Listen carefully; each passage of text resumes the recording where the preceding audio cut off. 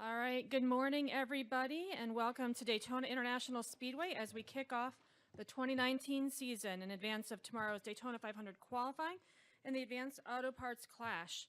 We are joined by Alex Bowman, driver of the number 88 Nationwide Chevrolet, who started from the Busch pole in last year's Daytona 500. We will open it up to questions for Alex. Please raise your hand and we will get a wireless mic. We'll start here with Greg. Good morning, Alex. Greg Engel, Auto Week. You come back here, obviously you've been doing this a couple years now, and you come back here as as last year's pole winner. Was the pole, other than the notoriety it gave you, do you now have a kind of an inkling of how important or maybe not as important the pole is here?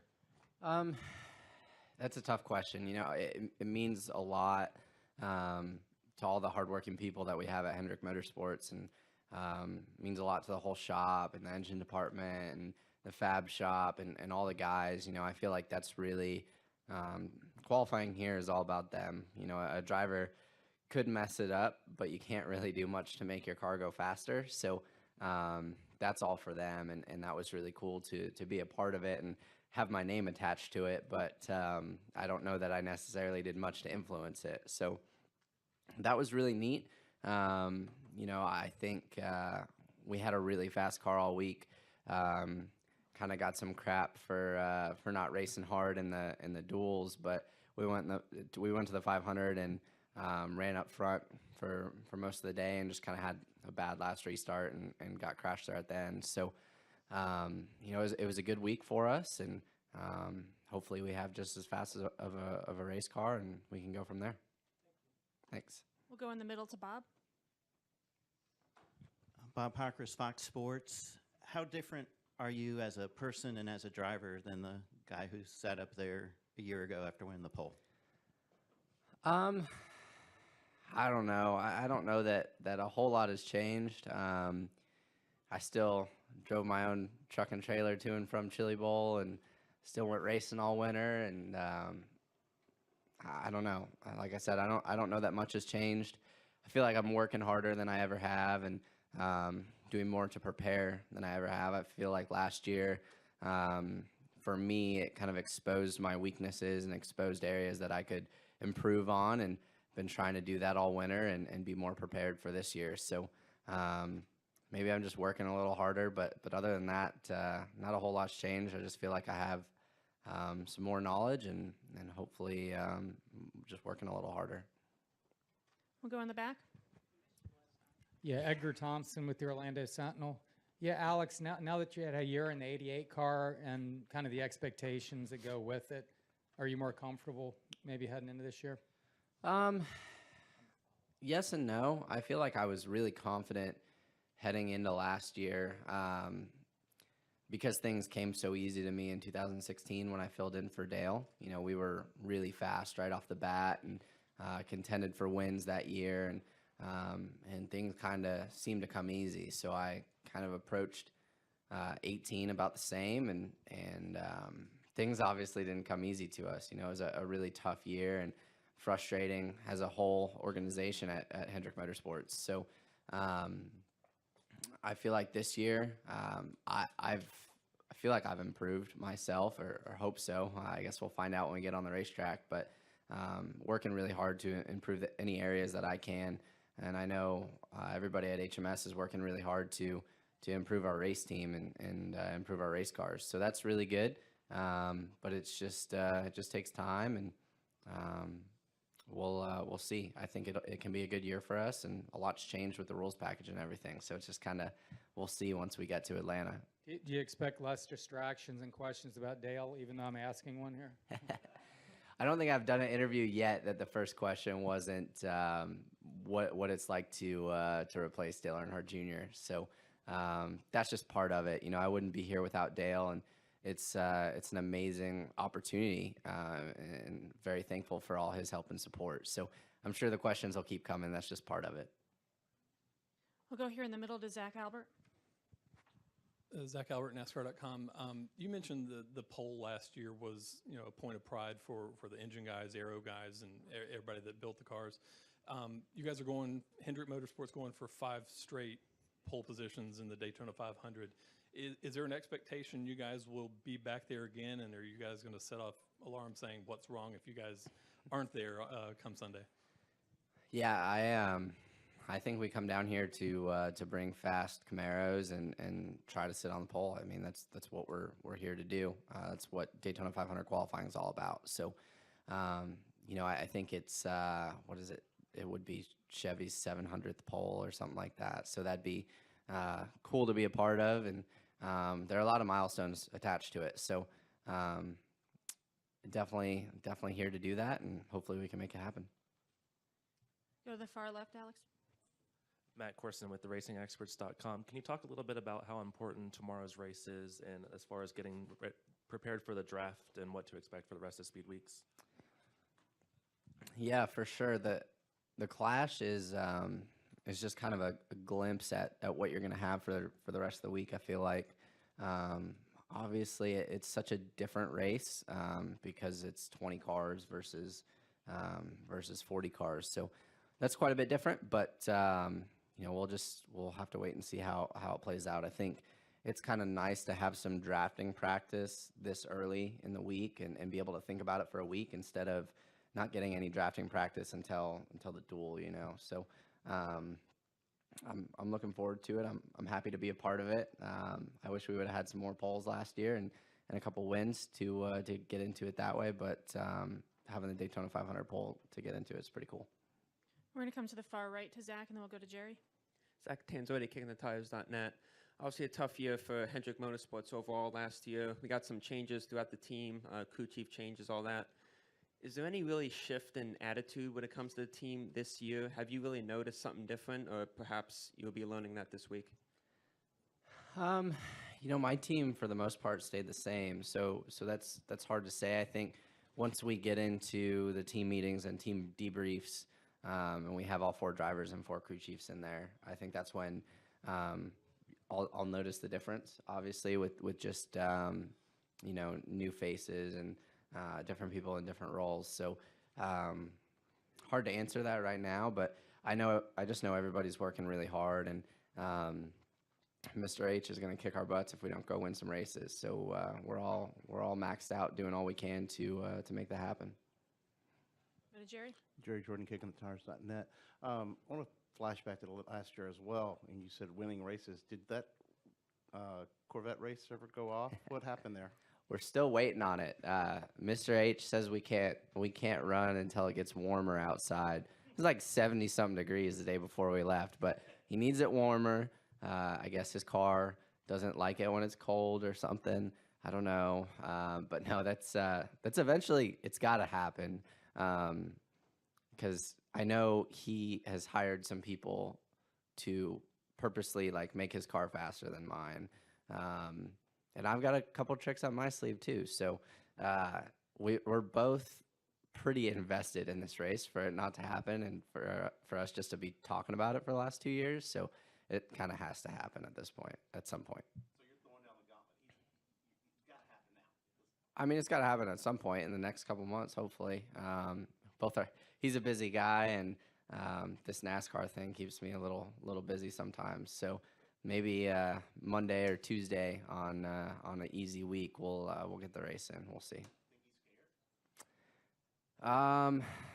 See, if I call him scared right now, it's gonna end really badly for me. Well, I'm gonna show up and he's gonna have like a 6-second drag car or 7-second drag car. So, no, I do not think Mr. Hendrick is scared of drag racing my street car, but I think he's just making sure he embarrasses me. He doesn't just beat me by a little bit; he's got to beat me by a lot. So, no, I know there's a bunch of work going on in both cars, so it'll be interesting for sure. We'll go up front here to Holly. Hi, Holly Kane with the NASCAR Wire Service. You spoke about, Mr. Hendrick is the patience level, I guess, for things to kind of get back. Could you talk about that? Did he sit you guys all down? Do you have a big meeting? What is the motivation factor, for the organization as a whole to kind of get back there where we're used to? Yeah, I mean, I think it's just last year isn't what we expect and isn't what Hendrick Motorsports is. So I think we all know we need to go win races and contend for a championship, and performances like last year aren't where we need to be. So, I think Mr. H just wants to win races. He wants to come to the racetrack and be in victory lane, and that's why he does it, is to win. He doesn't do it to walk up and down pit road and not have any fun. He does it to go win. So we all just want to get him back there. Chase was able to do it towards the end of last year a couple times, and I think seeing Chase do that just makes the rest of us want it more. Probably it did for me. So we're all just working as hard as we can to get Mr. H back in victory lane. We'll go to Dustin. Dustin Long at NBC Sports. Alex, in the past, if there was a post-race penalty, obviously the team still was able to keep the win.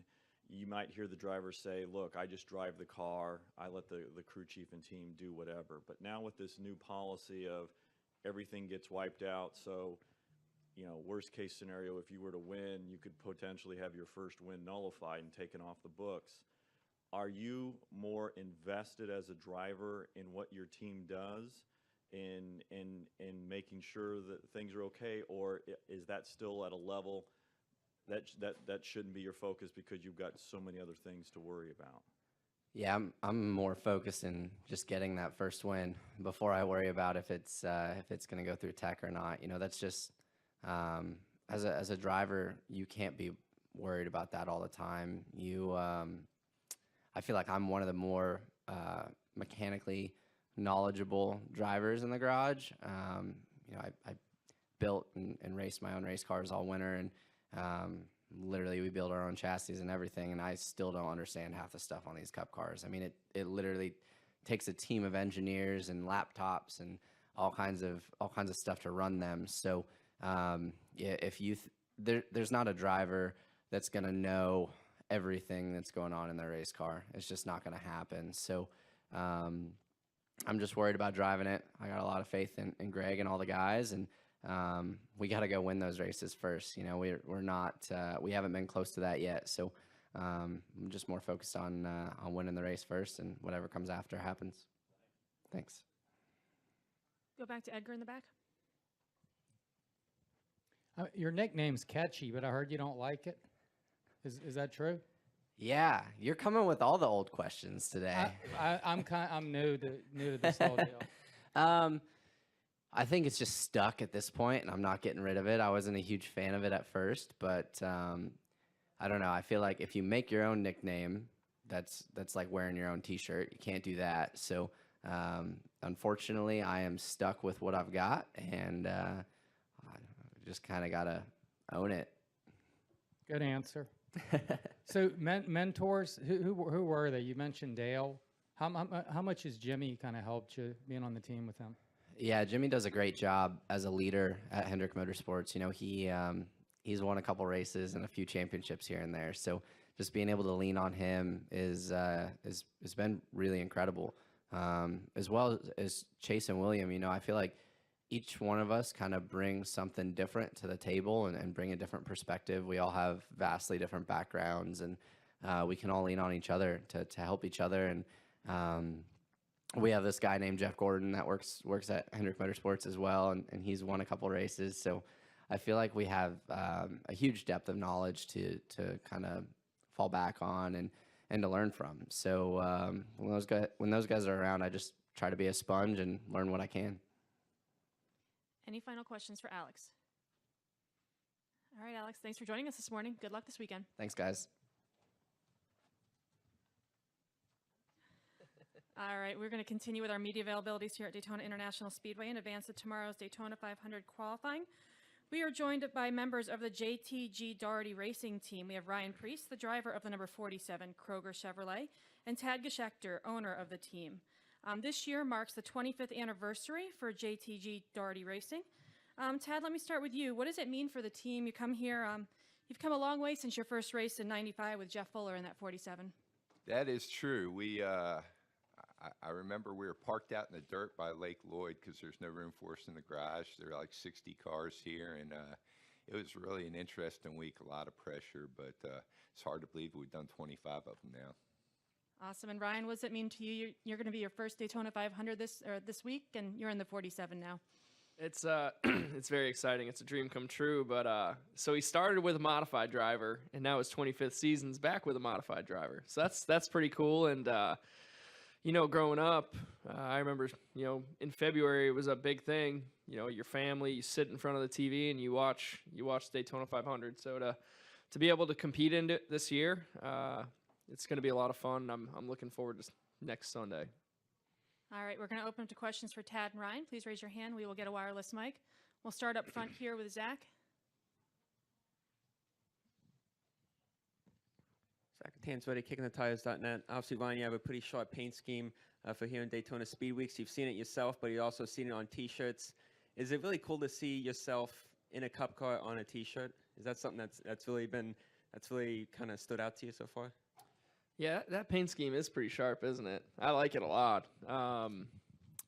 It's really special, to be honest with you, because you know, racing short tracks, you know, that weekly grind, that, you know, where it's Wednesday, Thursday, Friday, Saturday, Sunday, you hope to get to this level, and to finally accomplish that, be given this opportunity by Tad, Jody, Brad, everybody affiliated with JTG, and Kroger, it's a great opportunity, and we couldn't do this without sponsors. So having Kroger on board for the entire season and their new pickup delivery ship, they got a great new program they have going on. So anybody, even in the Northeast where we don't have Krogers, you can still go online, order it, and it can be shipped to you. So that's pretty exciting. So I know the Northeast is probably going to be doing that. We're going to go to the far left to Jeff. Hey, Jeff Gluck from jeffgluck.com. Ryan, from everything you've heard so far or seen, what do you think the package is going to race like? Have you talked to other drivers about what their anticipation is as well? Yeah, there's been a lot of talk about packaging, and I just keep thinking about all the Kroger packaging that they've been showing us. But, you know, going back, being serious,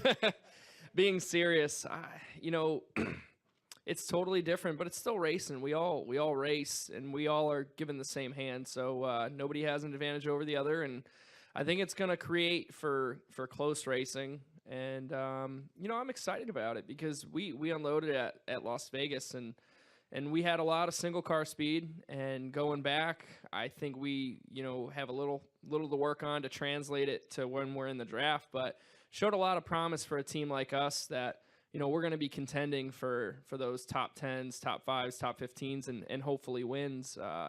You know, that's our goal, and it's just going to, you know, when I walked into the shop on Monday and saw all the guys and how excited they were, that's great because, you know, all that hard work, those long nights, those long days that they've been doing to get ready for this season, it's going to pay off. Come up front to Reed. Reed Spencer with NASCAR Wire for Tad.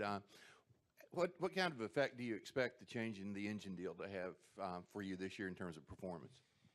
You know, Childers had a great product. We ran their motors for a long time. We got a chance to run a Hendrick motor with Chris Buescher at Texas. And, you know, in the old package, it looked like it was worth about 5 spots. Just had a little bit more recovery when you bobbled in the corner. You know, pick up your speed a little bit different, maybe where the torque power curve is a little different. But obviously, we thought it was for the better. That's why we made the switch. So always kind of aspired to do more business with Rick Hendrick. He's at the pinnacle of sports, so it's kind of a dream come true to be partnered up with them in a number of ways. We'll go to Caleb and then to Alan. Caleb Whistler, kickingthetires.net. Tad, 25 years is a long time in the sport. How confident are you with all the changes that have been going on in the past couple of years in the future in the direction of the sport? That's a great question. You know, this is a tough business model right now to be sustainable for the teams, but you know, I think NASCAR understands that, and the level of conversation and the level of meetings, you know, the ideas are getting batted around. I think everyone knows we got to continue to evolve and change, and I see that work going on earnestly. You know, there's nothing to announce, so people assume, well, we're not doing anything, but I had more meetings downtown at the R&D Center this winter than I've had in 5 years total. So I really believe that we're heading in the right direction. I think this new package is going to be more exciting to watch on the mile and a halfs. I think, the talk they have about continually changing the schedule and livening things up will be really good.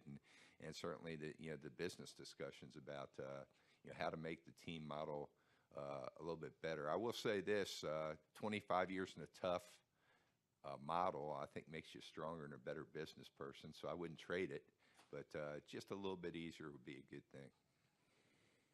We'll stay up front and go to Alan. Alan Cavana, Fox Sports. Ryan, new team, new situation. What kind of personal checklist do you have, like starting today, of things you need to learn, even if it's single car runs? Well, Daytona and a Cup car, it's going to be different. You're racing against drivers that have been here for a while, so they've obviously got a lot of experience with it.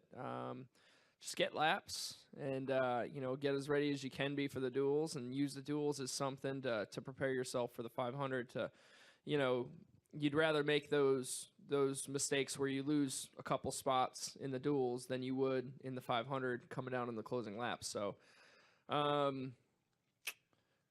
just, a lot of it's preparation and having the car as prepared as you possibly can. And, I've been there most of the days, seeing all these guys and how excited they are. And when you have crew guys that are excited like they are, they go that extra mile to get the car prepared. So that's what I've been doing along in my own way, is pretty much watching races, kind of, I would say, listening to the drivers more so when they're talking on the radios, just to kind of get an idea of things.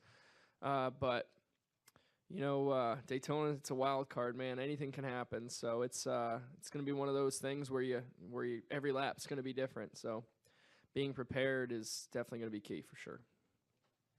Go to Dustin. Dustin Long, NBC Sports. Tad, obviously the new rule about the potential for cars being disqualified after post-race inspection, winning car second, whatever, that's obviously something new. How does an owner talk with sponsors and letting them know about this, and what could be the hit for a team, for a sponsor on something like this, whether you win and have it taken away, or you have a top 5 and you're random and have it taken away? What could be the additional penalty with a team, and how do you talk through a sponsor with that even now? Yeah, obviously for them, the press information first is critical. I'll say this, your sponsors, they're such a part of the team. They're such partners. I think they're patting us on the back and saying, go get them. And we're in it together. We win together. We lose together. So, the conversations I've had with them have always been, hey, we're part of the team too. And we understand when bumps in the road come. So I don't really, some people say, I'm going to lose a sponsor if I get disqualified. I just think you work so closely with them in this day and age to make this program work for them that it becomes more of a team. And same as I would look at a crew chief that gets disqualified. Let's understand what happened. Let's not let it happen again. But certainly I'm behind you 100%. I feel like the sponsors have told us the same thing this winter as the information's become available. Do we have any additional questions? All right, gentlemen, thanks for joining us. Good luck as you start your 25th season. Thank you. Thanks.